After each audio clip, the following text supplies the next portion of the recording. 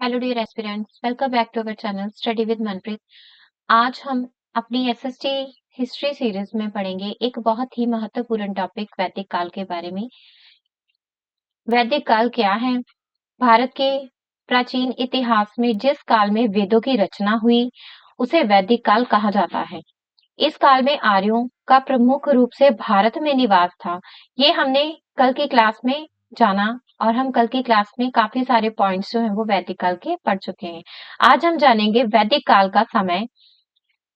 तो चलिए स्टार्ट करते हैं। वैदिक काल के समय को दो भागों में बांटा गया है, ऋग वैदिक काल और उत्तर वैदिक काल।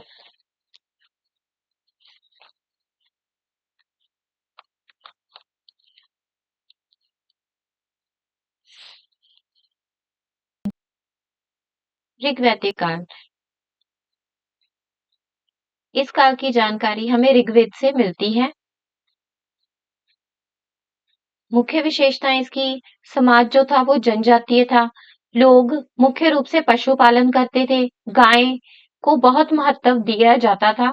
स्थायी कृषि कम थी। स्थायी कृषि कम होने का मतलब कि लोग जो थे वो एक जगह ज्यादा देर तक नहीं रहते थे, ठीक है ना, इधर उधर घूमते रहते थे। तो यज्ञ और देवताओं की पूजा होती थी। इनके मुख्य देवता जो थे इंद्र, अग्नि, वरुण और सोम थे, ठीक है ना। आगे बढ़ते हैं। ये कबीलाई समाज था, कबीलों में लोग रहते थे। इनके प्रधान सरदार होते थे, वहीं उनके राजा हुआ करते थे। जो प्रधान और सरदार होते थे वही उनके राजा हुआ करते थे। इनके कबीले का नाम भरत, यदु और पुरु। ये ध्यान रखिएगा, तीन जो है ये कबीले महत्वपूर्ण है, इनका नाम भी पूछा जाता है। आगे उत्तर वैदिक काल में देखते हैं।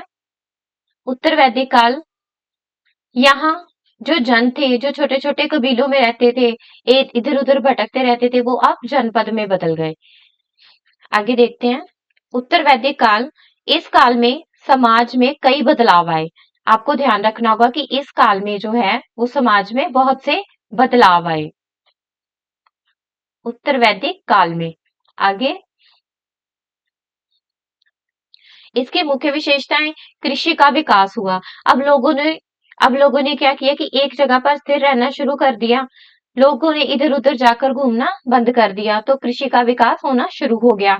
अभी स्थायी बस्तियां बनने लगी, लोग बस्तियां बनाकर रहने लगे, वर्ण व्यवस्था होने लगी। उनकी जो वर्ण अवस्था थी वो मजबूत हुई, राजा की शक्ति बढ़ी। अब तब जो राजा बनने लगे तो इन्होंने जन से जनपद बनाने शुरू कर दिए, ठीक है ना। जो जन था वो जनपद में बदल गया। आगे इसी युग में जो है वो लोहे का निर्माण हुआ या लोहे का प्रयोग शुरू हुआ कहा जा सकता है। आगे देखते हैं।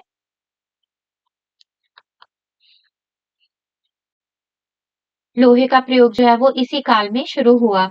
जन जो थे वो जनपद में बदल गए और जो जनपद थे वो जनपदों में बदल गए। आगे देखते हैं महाजनपद के बारे में।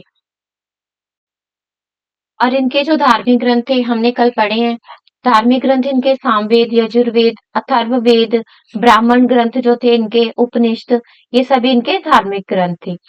महाजनपद जो थे अब राजा बनकर रहने लगे महलों में। महलों की अब दीवारें इन्होंने ऊंची ऊंची कर दी ताकि जो बाहर से आक्रमण है वो ना हो सके, और अपनी विरासत में शान दिखाने के लिए भी इन्होंने महलों की जो दीवारें हैं वो ऊंची रखनी शुरू कर दी। आगे देखते हैं। इनके जन के चार वर्ग बन गए। जब ये शहर बनाकर रहने लगे, बस्तियां बनाकर रहने लगे, तो इन्होंने अपने लोगों के जो है वो वर्ग भी चार भागों में बांट दिए। कौन कौन से? ब्राह्मण, क्षत्रिय, वैश्य और शूद्र। चार वर्ण। जब ये चार वर्ण बटे तो प्रारंभ में, जब शुरुआती दौर में जब इन्होंने वर्णों को बांटा, वर्गों को बांट दिया, तब इनके कर्मों के आधार पर ही वर्गों को बांटा गया था। लेकिन बाद में इनके जन्म के आधार पर इनके वर्गों को बांटा जाने लगा। आगे बढ़ते हैं। महाजनपदों ने कर लगाना शुरू कर दिया। जो राजा थे उन्होंने क्या किया? कर लगाना शुरू कर दिया। कर जो था वो अनिवार्य कर दिया गया। महाजनपदों की जो संख्या थी वो कितनी थी? 16। आपको ये याद रखना होगा, इस पर भी एक प्रश्न बना हुआ है या कई प्रश्न घुमा फिरा के यहाँ से बना देता है। ठीक है, आगे उत्तर वैदिक काल, इसी काल में लोहे का आविष्कार हुआ। ये आपको ध्यान रखना होगा, इससे कई बार प्रश्न बनता है कि किस काल में लोहे का आविष्कार हुआ या किस समय में हुआ, तो आपको इसका समय और इसका नाम जो है वो याद रखना होगा कि उत्तर वैदिक काल में 1000 बीसी के करीब जो है वो लोहे का आविष्कार हुआ। आगे देखते हैं, दो प्रमुख जनपद कहलाए, वे थे, ठीक है ना, जो ये 16 महाजनपद थे, उनमें से दो जो थे वो बहुत प्रमुख थे, इंपॉर्टेंट है। वो कौन कौन से हैं देखते हैं, मगध और भज्जी। मगध, बौद्ध काल में भारत में बड़े बड़े राज्य बने। जब बौद्ध काल शुरू हुआ तब भारत में बड़े बड़े जो थे वो राज्य बन गए, जिन्हें महाजनपद कहा जाता था। और कुल जो थे वो 16 जनपद थे। ठीक है, मैंने आपको बताया पहले भी, जिनमें से जो मुख्य थे वो मगध और वज्जी हैं। ठीक है, आगे देखते हैं, मगध का मगध के बारे में थोड़ा सा जान लेते हैं।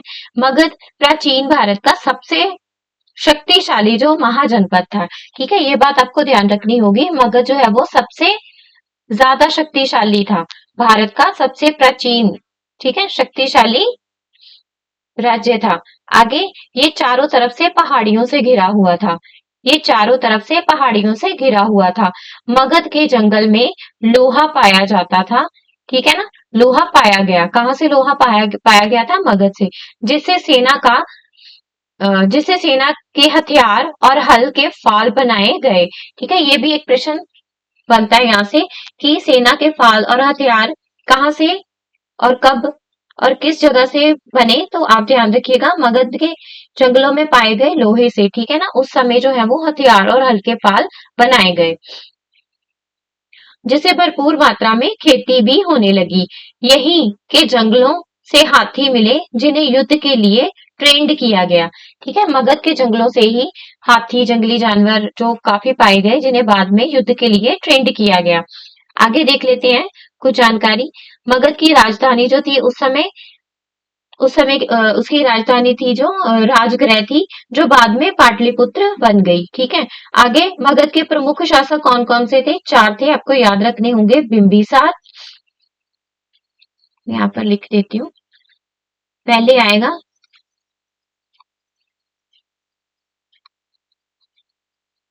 बिंबिसार, आप भी नोट कर लीजिएगा, पूछ सकता है कि मगध के प्रमुख शासकों के नाम। अजातशत्रु,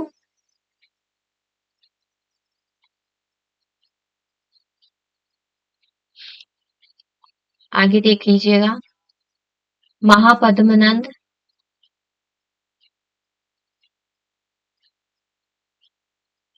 सॉरी यहाँ से,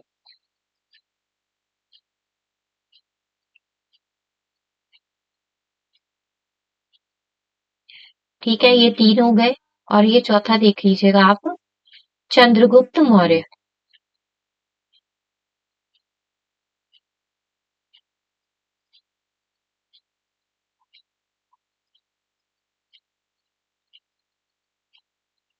ये नाम भी आप नोट कर लीजिएगा, बहुत महत्वपूर्ण है, पूछ सकता है कि मगध के जो प्रमुख शासक थे उनके नाम। ठीक है, आगे बिंबिसार और अजातशत्रु का नाम आता है। ठीक है, मुख्य जो नाम है वो कौन से हैं महत्वपूर्ण, बिंबिसार और अजातशत्रु। और ये जो मैंने लिखवाए हैं आपको, महापद्मनंद और चंद्रगुप्त मौर्य, इसका भी नाम आप याद रखिएगा। आगे हम पढ़ते हैं, थोड़ा सा मैं और बता देती हूँ आपको मगध के बारे में। मगध की शक्ति के जो क्या कारण थे, मतलब इतना शक्तिशाली वो कैसे बना।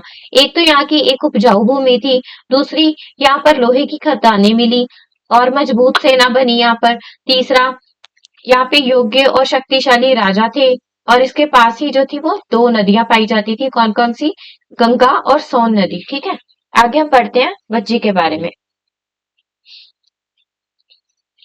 यह एक संघ गण था जिसमें कई सारे शासक थे। यहाँ पर जो शासन होता था वो सभा द्वारा ही चलाया जाता था, इसमें कोई भी राजा नहीं होता था। ठीक है, प्रत्येक शासक राजा कहलाया। इसकी राजधानी वैशाली थी, ये आपको याद रखना होगा कि वज्जी की राजधानी कौन थी, वैशाली। आगे, जिसमें लिच्छवी सबसे प्रमुख था। आगे देखते हैं, सब मिलजुल कर रहते थे, औरतों का सम्मान भी यहाँ पर किया जाता था। ये बात आपको ध्यान रखनी होगी कि वज्जी जो महाजनपद था इसमें स्त्रियों को सम्मान या औरतों का सम्मान भी किया जाता था। यहाँ पर बर्तन जो थे पेंट ग्रे वेयर मिलते थे, ठीक है ना, मतलब चित्रित धूसर पात्र मिलते थे, जिन्हें पीजीडब्ल्यू के नाम से शॉर्ट में भी आपको प्रश्न पूछ सकता है और पेंट ग्रे वेयर में भी पूछ सकता है। तो आपको याद रखना होगा जो बर्तन थे यहाँ पे चित्र धूसर पात्र कहकर संबोधित करते थे। आगे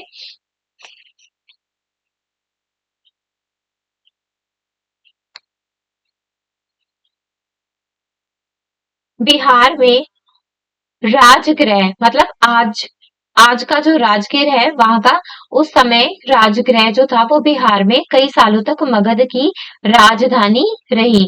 बाद में पाटलिपुत्र मतलब आज का पटना जो है उस समय पाटलिपुत्र नाम से जाना जाता था, जो फिर बाद में मगध की राजधानी उसे बनाया गया। मगध एक शक्तिशाली राज्य बन गया। उसके नजदीक वज्जी राज्य था जिसकी राजधानी कौन थी? वैशाली, जो बिहार आज के बिहार है, जो आज का बिहार है उस समय उसे वैशाली के नाम से जाना जाता था।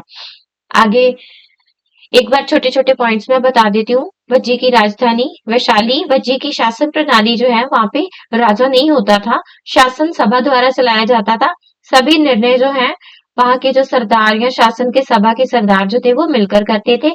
लिच्छवी वज्जी संघ का प्रमुख भाग थे। वज्जी की विशेषताएं लोकतांत्रिक व्यवस्था थी वहां पर, सभा और समितियां, नागरिकों की भागीदारी, महिलाओं को भी वहां पर सम्मान दिया जाता था। मगध और वज्जी ये तो हो गया। मगध के राजा अजातशत्रु ने वज्जी पर आक्रमण किया। लंबे युद्ध के बाद वज्जी मगध में मिल गया। इससे मगध और अधिक शाली बन गया। आगे देखते हैं, बुद्ध और महावीर दोनों इसी संघ गण से संबंधित है। मतलब जो बुद्ध और महावीर हैं ये इसी संघ से संबंधित थे। आज के वीडियो में बस इतना ही। मिलते हैं नेक्स्ट वीडियो में। तब तक के लिए टिल देन बाय बाय। और अगर मेरी ये वीडियो आपको अच्छी लगे तो आप अपने उन फ्रेंड्स के साथ शेयर जरूर करिएगा जो टेट और सीटेट की तैयारी कर रहे हैं, जो सीटेट क्वालिफाई करना चाहते हैं। तो मिलते हैं नेक्स्ट वीडियो में।